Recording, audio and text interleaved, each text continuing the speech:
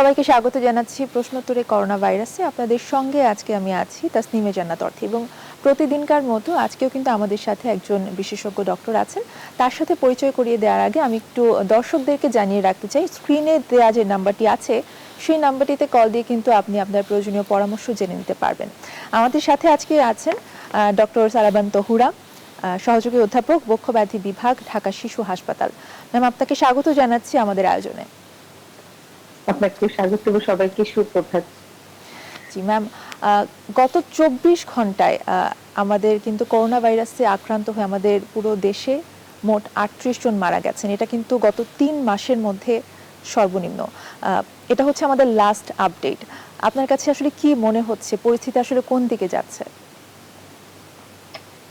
Definitely আমরা তো একটা ওয়েভের মধ্যে ছিলাম। এটা আপনি প্রথম থেকে আমরা দেখছেন যে একটা ওয়েভ আসে, সেটা হচ্ছে পারসিস্ট করে 3 to 4 মাস, দেন এটা কমে যায়। তারপর মাঝখানে 1 থেকে 2 মাস একটু অনেক বেশি কম থাকে, দেখা যায় আবার আরেকটা ওয়েভ চলে আসছে। আমরা কিন্তু গত 1.5 বছর বা তার থেকেও বেশি সময় ধরে এটাই দেখতে পাচ্ছি 2019 এর নভেম্বর থেকে। আমাদের এখানে আসছে ফেব্রুয়ারি বা মার্চে, বাট ওয়ার্ল্ড ওয়াইড তো নভেম্বরে শুরু হয়ে গেছে। তো সেই হিসেবে যদি দেখা যায় যে আমরা তো কিছুদিন আগে টিকে ছিলাম, আমাদের যেটাকে আমরা সেকেন্ড বা থার্ড ওয়েভ বলছি, হিসাব মতো সেকেন্ড ওয়েভই হবে, সেটার এন্ড অফ দিস ওয়েভে আমরা এখন সেই স্টেজে আছি। জি জি, আর সেই সাথে কিন্তু আগামীকাল কিন্তু শিক্ষা প্রতিষ্ঠান খুলে দেওয়া হচ্ছে এবং শিশুরাও কিন্তু স্কুলে যাওয়া শুরু করবে। সেই ক্ষেত্রে আসলে কতটুকু আপনার কাছে ঝুঁকিকর মনে হচ্ছে বিষয়টা, নাকি সময় অনুযায়ী ঠিক আছে সিদ্ধান্তটা? আপনি কিভাবে দেখছেন? সময় অনুযায়ী অবশ্যই সিদ্ধান্তটাকে নিতে হবে, কারণ 2 বছরের সময়ের অধিক সময় তো বাচ্চারা বাসায় বসে থাকতে পারে না। এখন অনলাইনে কিছু শুরু হয়েছে, সব জায়গায় তো এটা পসিবল না, আর সেটা শিশুর মানসিক বিকাশের জন্য অবশ্যই ব্যাপারটা ঠিক না।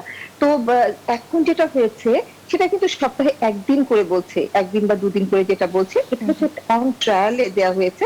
এতে যদি মনে হয় যে এটাতে দেখা যাচ্ছে যে বাড়ছে না বা কোনো প্রবলেম হচ্ছে না, তখন হয়তো বা একেবারে পুরা স্কুল খোলার যে ব্যাপারটা, প্রতিদিন সপ্তাহে 5 বা 6 দিন যে ক্লাস, সেটা হয়তো গ্র্যাজুয়ালি এটা বোঝা যাবে সামনের দিনে যে কি সমস্যা হচ্ছে।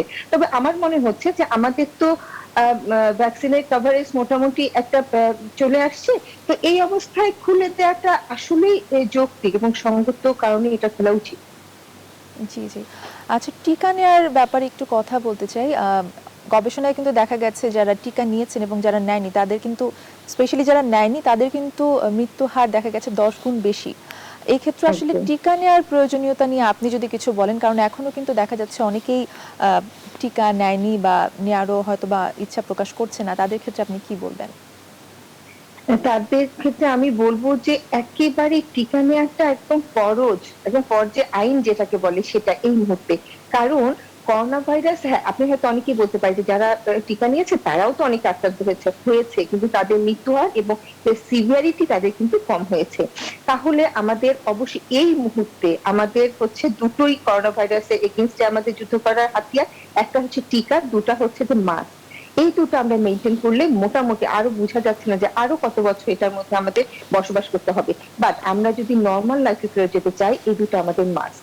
এবং আরেকটা ব্যাপার দেখেছেন যে এখন কিন্তু গর্ভবতী মা এবং দুগ্ধদানকারী মা, তাদেরও কিন্তু টিকা নেওয়ার রিকমেন্ডেশন হয়েছে, এবং তাদের কিন্তু প্রায়োরিটি বেসিসে আগে দেওয়ার কথা বলা হচ্ছে, কারণ তাদের ইমিউনিটি যেহেতু শরীরে কম থাকে। এবং আমরা দেখেছি যে প্রথম দিকে বা কিছুদিন 2-3 মাস আগে গর্ভবতী মায়ের মৃত্যুর হারটা অনেক বেশি ছিল। সেই ক্ষেত্রে আমি বলবো যে সবার অবশ্যই নিতে হবে। আরেকটা ব্যাপার যে 18 বছরের উপরে বাচ্চাদের টিকার কথা বলা হয়েছে এখন, যে নেওয়া হবে গ্র্যাজুয়ালি, এটা কিন্তু 12 ইয়ার্স অনওয়ার্ডস, মানে এই সময়টার মধ্যে নিতে হবে। যখনই আমাদের এরকম নীতি নির্ধারকরা এটা নির্ণয় করবেন, তখন অবশ্যই নিতে হবে। আমার মনে হয় বাচ্চাদের ক্ষেত্রে যখন টিকা দেওয়া শুরু হবে, তখন কিন্তু সপ্তাহে ওই 5 বা 6 দিন স্কুলে যাওয়াটা আর কোনো প্রবলেম হবে না। আচ্ছা আচ্ছা, সাধারণ যারা আছে তাদের কাছ থেকে আসলে অনেক সময় প্রশ্ন পাই যে যারা আসলে কোভিড আক্রান্ত হয়েছেন, যারা সুস্থ হয়ে উঠেছেন, তাদের কিন্তু শরীরে অ্যান্টিবডি তৈরি হয়।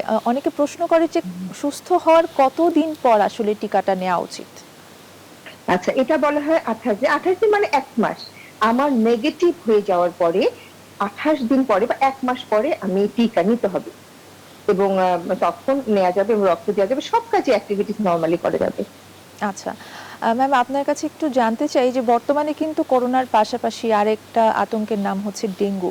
ডেঙ্গুর প্রকোপও অনেক বেড়ে গিয়েছে এবং ডেঙ্গুর লক্ষণ এবং করোনার লক্ষণ দুটো মিলিয়ে মানুষ কিন্তু একটু কনফিউশনে পড়ে যাচ্ছে যে আসলে লক্ষণগুলো একদম, আলাদা করবে কিভাবে।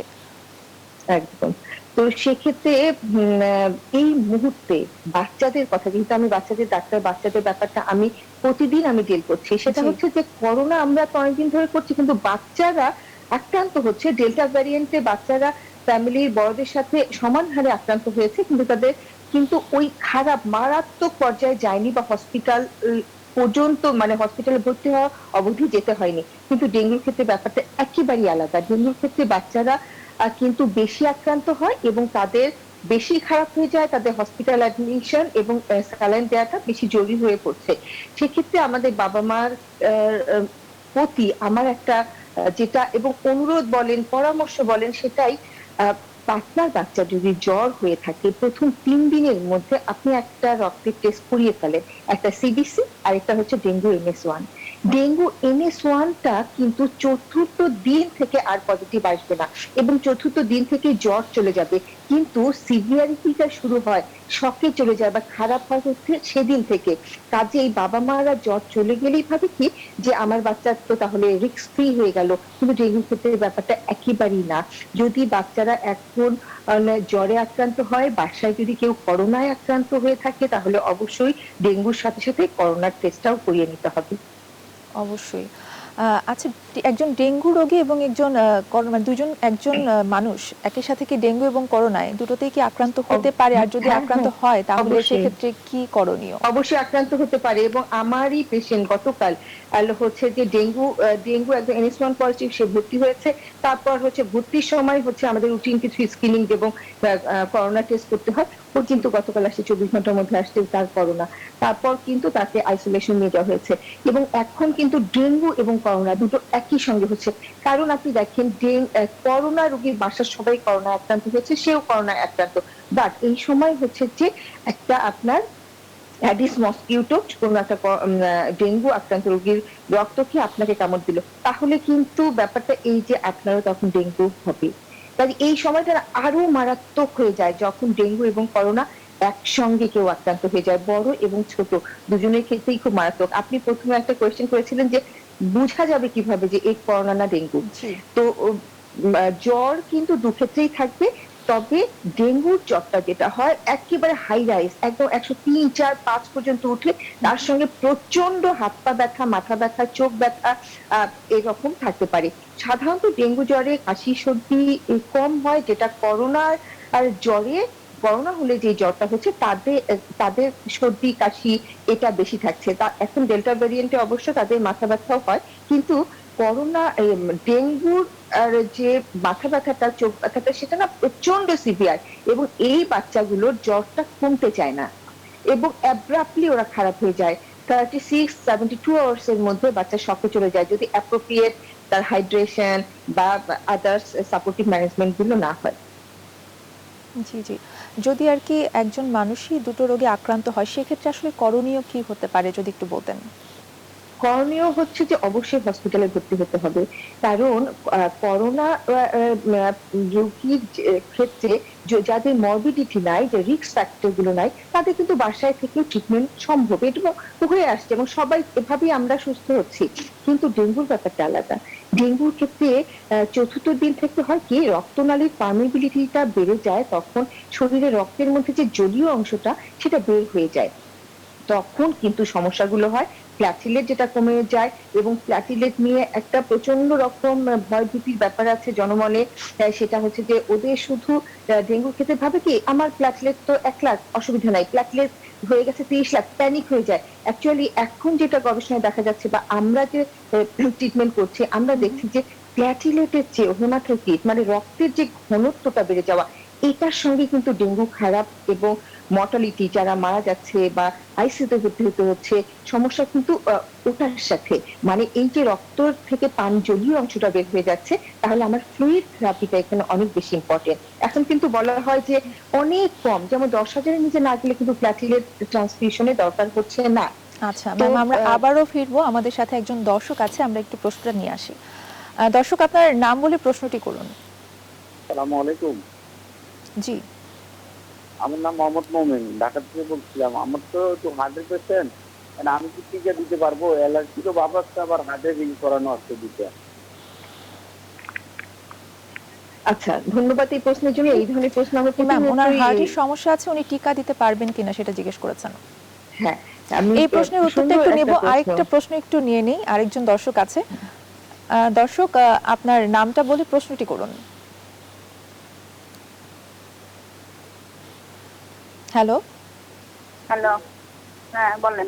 আমার এই যে বলছি তো আমি যে আপনি ডায়াবেটিস আছে, প্রেশার এবং হার্ট আছে, হার্টে ইনফেকশন।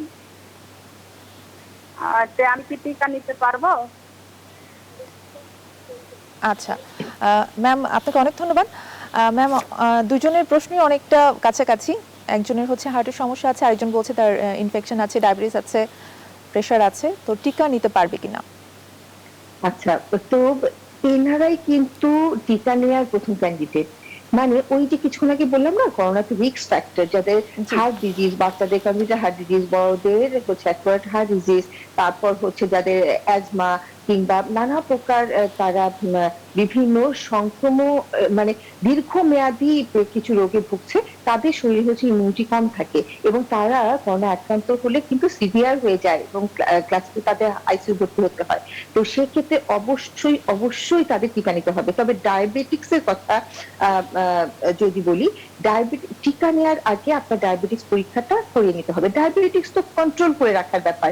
ডায়াবেটিক্স তো যাদের হয় সারা জীবনেই তাদের ইনসুলিন বা মুখে খাওয়ার ওষুধ খেতে হয়। এটাকে যদি কন্ট্রোল যখন সে থাকে, তখন সে নর্মাল লাইফ লিড করছে, তখন কিন্তু তার কোনো সমস্যা নেই। যেমন অ্যাজমা রোগী, এক্ষুনি আমার শ্বাসকষ্টটা হচ্ছে এই মুহূর্তে, সেই দিন আমার টিকাটা নেওয়া যাবে না। কিন্তু অ্যাজমা রোগী তো ওই যে ইনহেলারটা নিয়ে কন্ট্রোলে থাকে, যখন সে কন্ট্রোলে থাকছে সেই মুহূর্তে তার হচ্ছে যে টিকা, তাদের টিকা হচ্ছে নেওয়াতে কোনো প্রকার বাধা নেই, বরঞ্চ তাদের টিকাটা নিয়ে নেওয়া অতি জরুরি।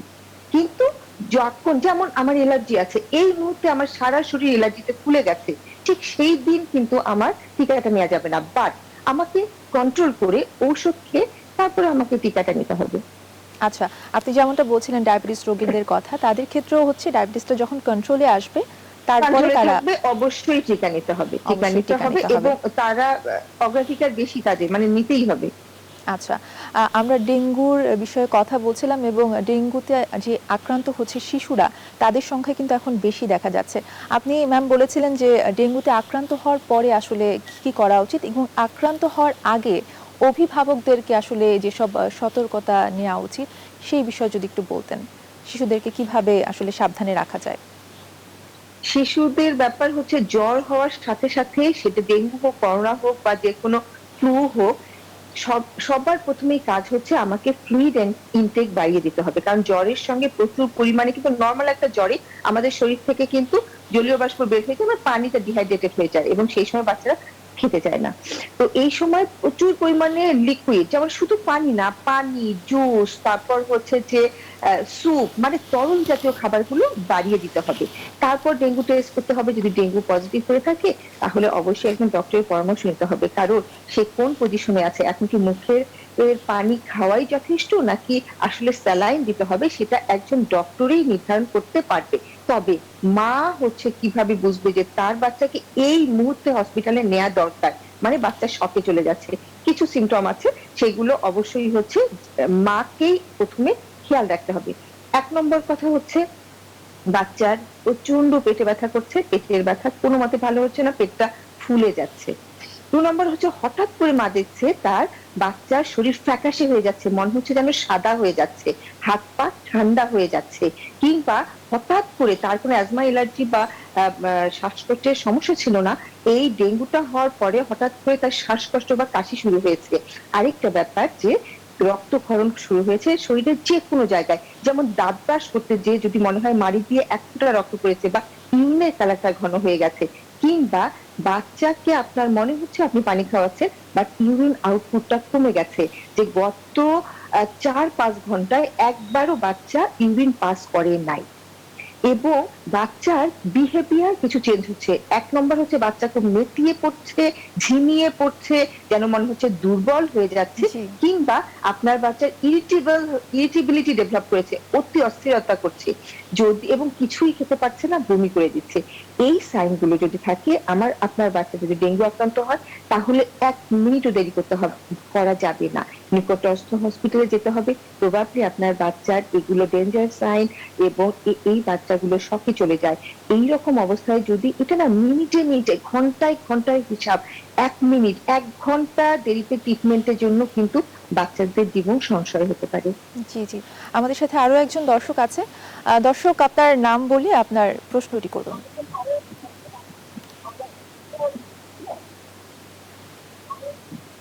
হ্যালো, জি, আপনার নাম বলে আপনার প্রশ্নটি করুন। আসসালামু আলাইকুম।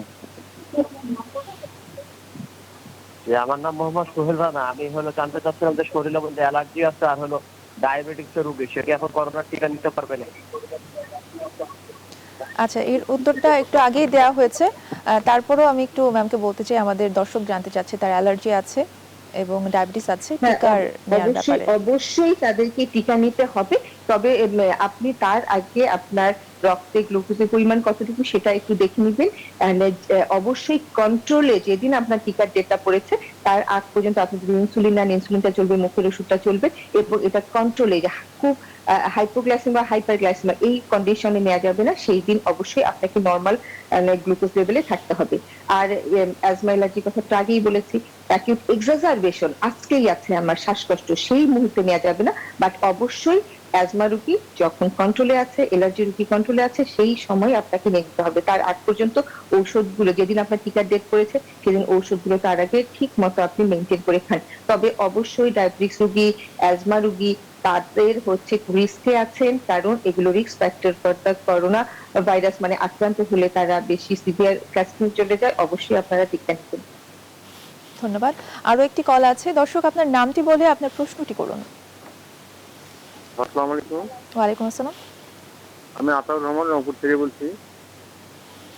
জি, বলুন। যে আমার ছোট বাচ্চা তার মায়ের দুধ খায়, এই অবস্থা কি তাকে টিকে দেওয়া সম্ভব? আচ্ছা, আপনাকে ধন্যবাদ আপনার প্রশ্নটির জন্য। ম্যাম, ব্রেস্ট ফিডিং করছে অবশ্যই এখন মা। হ্যাঁ, এই অ্যান্সারটা আগেও বলেছি আমি আলোচনার মাঝখানে।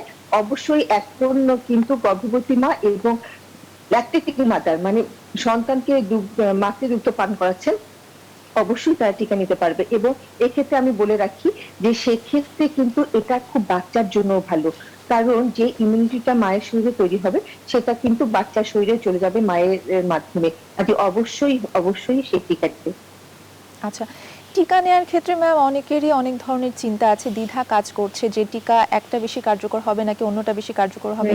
এই বিষয়গুলো নিয়ে কি আসলে ভাববার কোনো সুযোগ আছে, নাকি সাথে সাথে আসলে দিয়ে ফেলা উচিত যখনই যেটা থাকবে? একদম কথা হচ্ছে, যখনই যেটা থাকবে তখনই সেটা দিয়ে ফেলা উচিত। কারণ এই পর্যন্ত সকল টিকাগুলো নিয়ে যে একটা গবেষণা করা হয়েছে, সেটা কিন্তু মানে মডার্না হোক, সেটা ফাইজার হোক, কিংবা আমাদের অ্যাস্ট্রাজেনেকা দিয়েছি প্রথম দিকে, সেটা হোক না কেন, সবারই কিন্তু বলছে যে তাদের এবং শরীরে কোনো প্রবলেম তৈরি হচ্ছে না, খুবই মাইনর, যেটা লোকাল কোনো প্রবলেম ছাড়া কোনো ঝামেলা হচ্ছে না, এবং তারা সকলেই ইমিউনিটি দেওয়ার জন্য সক্ষম। এবং ইভেন কথাও বলা হচ্ছে, প্রথমটা আপনি অ্যাস্ট্রাজেনেকা দিয়েছেন কিন্তু সেকেন্ডে অ্যাস্ট্রাজেনেকা পাওয়া যাচ্ছে না, তখন মডার্না বা যারা ফাইজার নিয়েছে তাদের ইমিউনিটি দেখা গিয়েছে, বরঞ্চ যারা দুটোই অ্যাস্ট্রাজেনেকা নিয়েছে তাদের চেয়ে বেশি হচ্ছে। তারা মিক্সড একটা প্রোটেকশন পাচ্ছে। কাজেই কোনো প্রকার এইসব নিয়ে চিন্তার কোনো দরকার নাই। আপনার সামনে যেদিন আপনি ডেট আপনার পড়েছে টিকার, সেদিন যেই কেন্দ্রে যেই টিকাটাই পাওয়া হোক যাক না কেন, অবশ্যই নিয়ে নিতে হবে। দেরি করার কোনো অপশন নাই এখানে। আচ্ছা, করোনা পরবর্তী কিছু জটিলতা দেখা যায় মানুষের মধ্যে, আসলে সেই ক্ষেত্রে আসলে কি কি করণীয় আছে?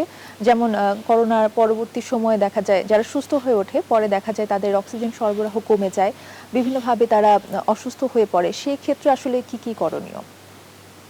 আচ্ছা, যারা হচ্ছে এটা সাধারণত বড়দের দেখা যায়, ছোটদের এই পর্যন্ত খুব একটা এরকম সিভিয়ার আমি দেখিনি, শুধু 1-2 মাসের মধ্যে অনেকে হয়তো ভালো হয়ে যায়। বড়দের ক্ষেত্রে যাদের হয়, যাদের লাং ইনভলভমেন্ট বেশি থাকে, লাং ফাইব্রোসিস হয়ে গিয়েছিল, এবং ওই যে আমরা কিন্তু এখন সবাই জানি লাং কত পার্সেন্ট ইনভলভমেন্ট, প্রথমেই একটা এক্সরে করে বা সিটি স্ক্যান করে এটা আইডেন্টিফাই করা হয়। তো যাদের লাং ইনভলভমেন্ট যত বেশি হয়ে থাকে কিংবা আগের থেকে একটা কম্প্রোমাইজ লাং, তারা হচ্ছে যে একটু ইনজুর্ড বেশি হয়ে গেছে, তাদের কিন্তু পরবর্তীতে খুব দীর্ঘমেয়াদী এই যে আপনি বললেন অক্সিজেন স্যাচুরেশন কম বা শ্বাস নিতে কষ্ট হচ্ছে, একটু কাহিল হয়ে পড়ছে, একটু বেশি কাজ করলে যেন শ্বাসকষ্ট হচ্ছে, এই ধরনের প্রবলেম গুলো অনেকেরই হচ্ছে। এক্ষেত্রে কিছু রেসপিরেটরি বা লাং এর কিছু এক্সারসাইজ আছে, কিছু ঔষধ আছে, অবশ্যই হচ্ছে যে ডক্টরের পরামর্শ মতো এগুলো কন্টিনিউ করতে হবে। আরেকটা ব্যাপার, শুধু লাংস না, এখানে হার্ট ইনভলভ, অনেকে কার্ডিওমায়োপ্যাথি ডেভেলপ করে, যে কার্ডিয়াক যে মাসেল গুলো তাদের কর্মক্ষমতা হ্রাস পায়, তাদেরও ক্ষেত্রে হচ্ছে আচ্ছা। কিছু ঔষধ চালাতে হয়। মানে দীর্ঘমেয়াদী তাদেরকে ডক্টরের পরামর্শ জি। মতো কাউন্সেলিং এর করতে হবে। মাধ্যমে বা কিছু থেরাপি নিতে হবে। আমাদের সাথে আরো একজন দর্শক আছে। দর্শক, আপনার নাম বলে আপনার প্রশ্নটি করুন। নাম মোহাম্মদ আনিসুজ্জামান। আমার প্রশ্ন হলো, আমি একজন ক্যান্সারের রোগী। 16 মাস হয়েছে আমি ক্যান্সার ট্রিটমেন্ট করছি। প্রায় কিছুদিন আগে আমার করোনা পজিটিভ হয়েছে। আমি হাসপাতালে ভর্তি ছিলাম, নেগেটিভ হয়ে বাসায়। এখন আমি আপনার কাছে জানতে চাই, আমি করোনা টিকা নিতে পারবো কি এখন, যেহেতু কেমোথেরাপি দেওয়া শরীরে। আচ্ছা, আপনাকে এই ধন্যবাদ। মুহূর্তে ম্যাম, কেমো, আপনি শুনেছেন হয়তো। হ্যাঁ, মানে এই মুহূর্তে এখন ক্যান্সারের অনেকগুলো স্টেজ আছে। একটা হচ্ছে আমি এই মুহূর্তে রেডিওথেরাপি দিচ্ছি, আমি এই সময় কেমোথেরাপি নিচ্ছি, বা মাঝখানে কিছু আমার কেমোথেরাপি বা রেডিওথেরাপির ডোজটা পরের মাসে, এই সময় আমি কিছু মেডিকেশন ওরালি খাচ্ছি। প্রতিটা স্টেজের ব্যাপারটা আলাদা। এই মুহূর্তে যারা হসপিটালে ভর্তি আছে, রেডিওথেরাপি পাচ্ছে বা কেমোথেরাপি পাচ্ছে বা আইসিইউতে ভর্তি, তারা করোনা টিকা এখন নেবে না। কিন্তু যারা স্টেবল, তাদের হচ্ছে ফার্স্ট ডোজ হচ্ছে কমপ্লিট হয়ে গেছে, হয়তো নেক্সট যে ডোজটা কেমোথেরাপি সেটা আরেকটু দেরি আছে, বা তারা এখন অন ট্রিটমেন্টে আছে, বাট এই মুহূর্তে হচ্ছে রেডিওথেরাপির মধ্যে নাই বা হসপিটাল অ্যাডমিশনে তারা নিতে পারবে। আচ্ছা, তারপরেও সে যেই ডক্টরের সঙ্গে মানে যার পরামর্শ মতে কেমোথেরাপি বা রেডিওথেরাপিতে আছে, অবশ্যই তার পরামর্শ নিতে হবে। কোন সময়টা সে টিকাটা নেবে উনি নির্ধারণ করে দিবেন। অসংখ্য ধন্যবাদ আপনাকে এবং দর্শক যারা যুক্ত হয়েছেন আমাদের সাথে, অনেক ধন্যবাদ আমাদের সাথে যুক্ত হওয়ার জন্য, এবং ম্যাম আপনাকে ধন্যবাদ আপনার মূল্যবান সময় আমাদেরকে দেওয়ার জন্য। দর্শক, এই ছিল আজকের আয়োজন। আগামী আয়োজনে আরো একজন বিশেষজ্ঞ আমাদের সাথে থাকবেন, সেটা দেখার আমন্ত্রণ রইল, এবং সেই পর্যন্ত ভালো থাকুন, সুস্থ থাকুন এবং নিউজ 24 এর সাথেই থাকুন।